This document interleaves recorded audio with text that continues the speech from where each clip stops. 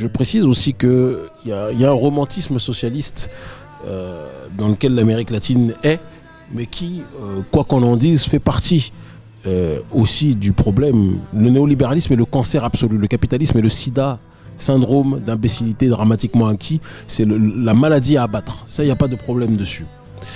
Mais croire que on est encore à l'époque de l'avant mur de Berlin ou le bloc de l'Est contre le bloc de l'Ouest ou les sociétés socialistes contre les sociétés libérales, c'est une erreur. Parce qu'aujourd'hui, conceptuellement parlant, quoi qu'on en dise, depuis l'effondrement du mur de Berlin, le communisme est rentré sans qu'il ne s'en rende compte dans le néolibéralisme sociétal. Il combat le néolibéralisme économique, mais il est profondément dans un néolibéralisme sociétal, avec la sectorisation des populations, avec la notion du progressisme dans sa conceptualisation quelque part globaliste néolibérale.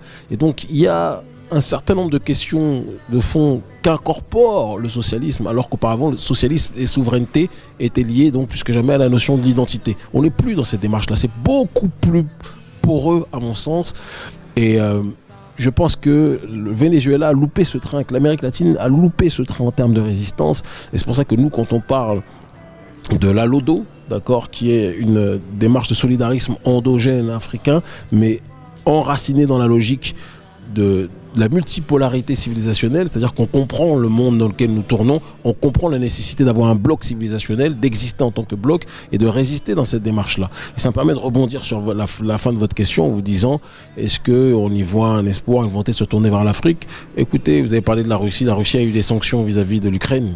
Ils ne sont pas levés en disant on va aider nos... Ils nous marcheront dessus comme des paillassons, c'est évident.